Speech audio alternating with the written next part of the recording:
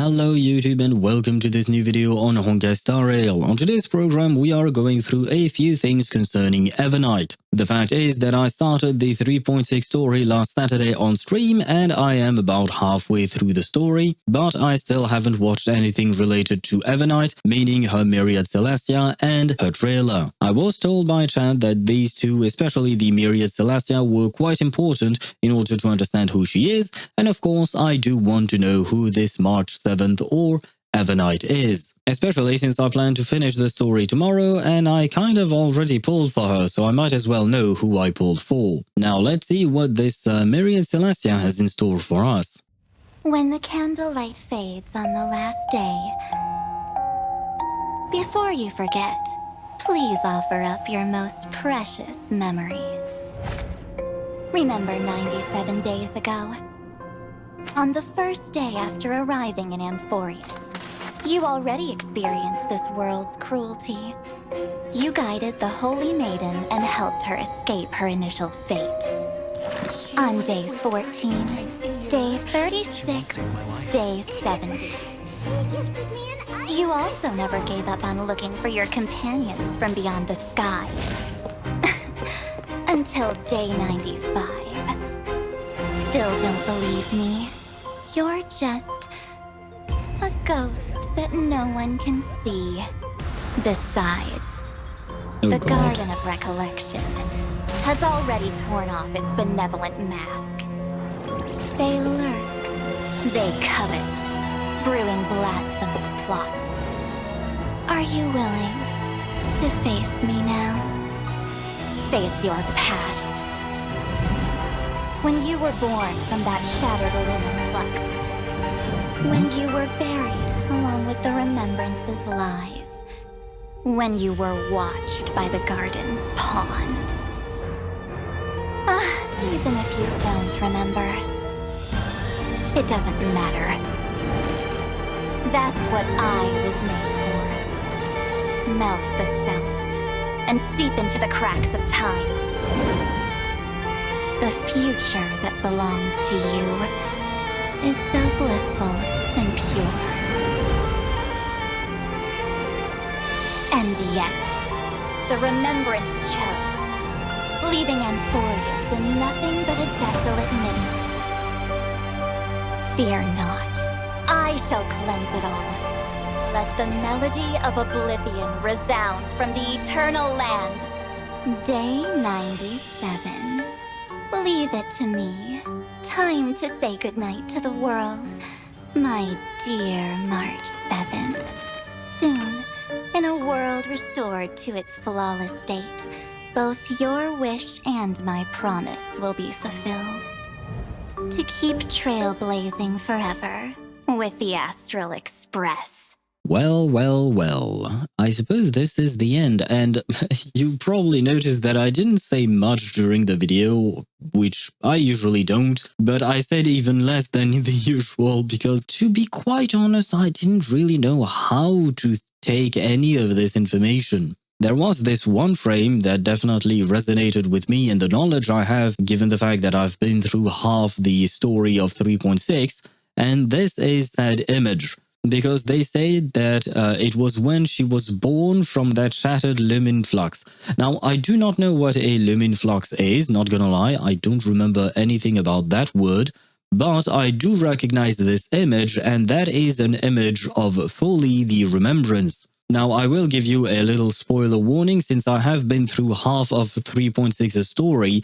There are things I know that weren't said in this video, so I will give you a few seconds to click off or to mute my video just in case, but the fact is that this was confirmed in the actual story. I do not remember who said it, but someone said that March was the child of fully the remembrance. I am kind of paraphrasing here, but there was something about being the pure child of the remembrance. Right afterwards, they say that she was buried along with the remembrance's lies. So I'm wondering if it was actually the Memo Snatchers faction that buried her in order to keep whatever secrets they wanted to keep. I feel like what I just said was kind of confirmed by this specific voice line, which is that the Garden of Recollection has already torn off its benevolent mask. But I don't think that the entirety of the Garden of Recollection is actually malevolent, I guess, if I really want to use the same words, which is why I'm thinking more so about the Memo Snatchers, and I believe during the story there was another faction being mentioned. And then there is this voice line, which is preceded by something else that Evernight says, that even if March doesn't remember, it doesn't matter because that is what she was made for.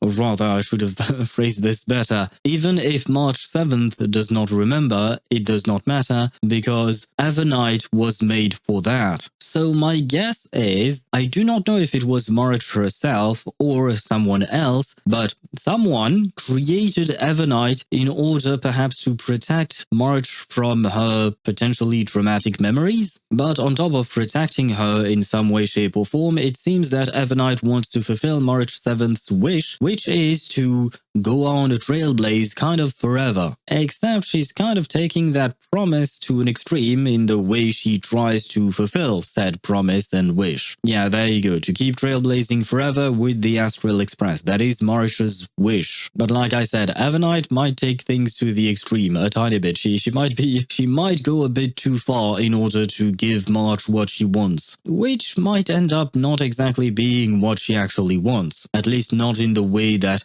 Evernight delivers it. To get back to the Garden of Recollection for a quick second, one thing that I did find interesting was their actual goal, which is stated in some text in the game. I don't remember exactly where, but a viewer shared it with me on Discord, so I might as well share it with everyone. And basically, the Garden of Recollection's goal is to collect memories and gift them to Fully, so that Fully remembers what is most important, because we are waiting for the end of the universe. We're waiting for finality to arrive at some point, and there is a parallel to be made between Fully the Remembrance and the Titan of World-Bearing. In other words, Kefale and, well, technically speaking, I suppose Phynon was supposed to be the Chrysos heir for it, until he passed along the torch on to us. But the point is, they want someone to remember, and in Emphorius' case it was supposed to be Phynon, in the rest of the universe it was supposed to be Fully, so that someone can recreate the universe once it has been destroyed or once it's gone because of finality. Now, I will say I do quite enjoy this little Myriad Celestia trailer because it is a good teaser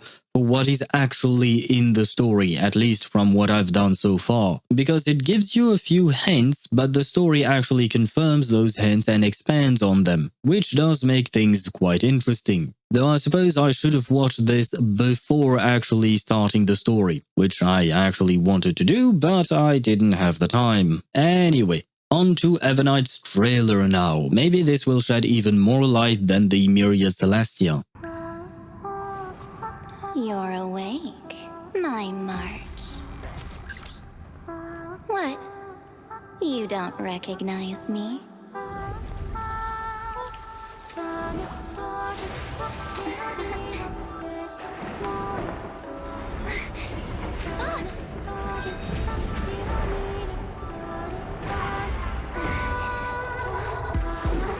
Why are people's faces censored, or rather their eyes? No way! This isn't real! Really? Oh god. Are you sure? March!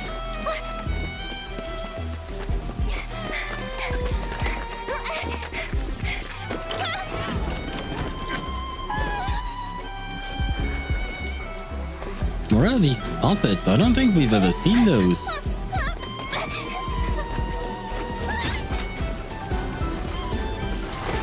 Close your eyes for the night to fall. Don't be scared. With me here, you won't lose anything again.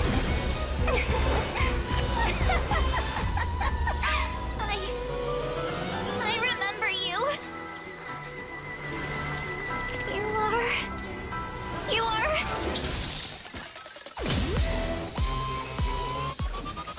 When you wake. Wait, he turned 2D.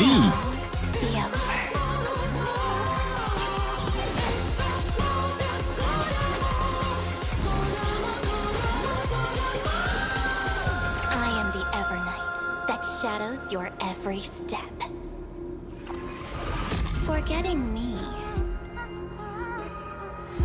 was your greatest fortune in this life.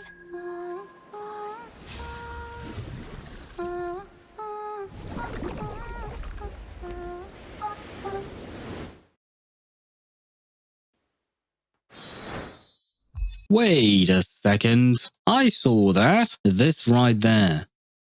Here, Evernight's eye turned back into what Marsh's eyes looks like. So is this a hint at the fact that maybe we'll get to have our own little March 7th back in some way, shape or form? But this trailer definitely packs quite a few things. Right, I did notice that several of the characters, especially the characters from Emphorius, were kind of censored, I guess. At least part of their faces were obscured for some reason. Now, could it be that it's just because March has forgotten and Evernight is the only one who actually remembers? But at the same time, if I recall what the Myriad Celestia said, March was more like a ghost that no one could see. And yet here we see her actually interacting with Tribby. Now, once again, this thing, I have no idea what it is. This puppet surrounded by barbed wire? I have to admit, I am kind of confused about this enemy of some kind, though it seems like Evernight is trying to protect March from them.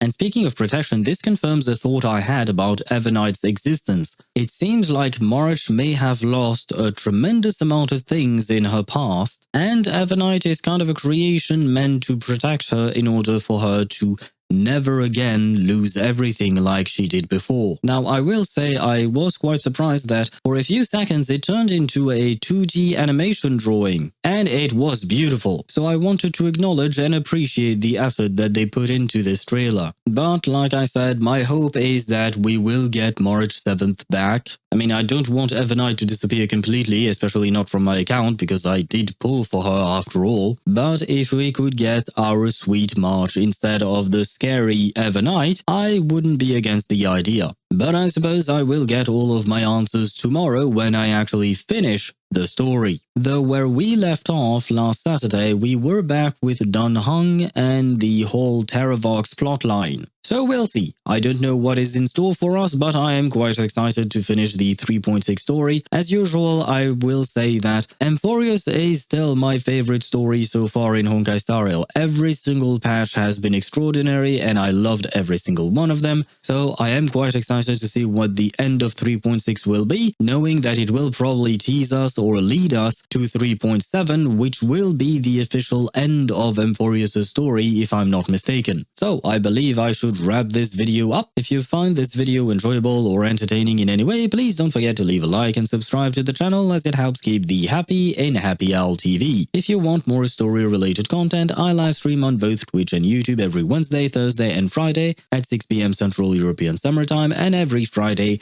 at 4 PM Central European Summer Time. On that note, thank you so much for watching and I'll see you in the next video or the next live stream.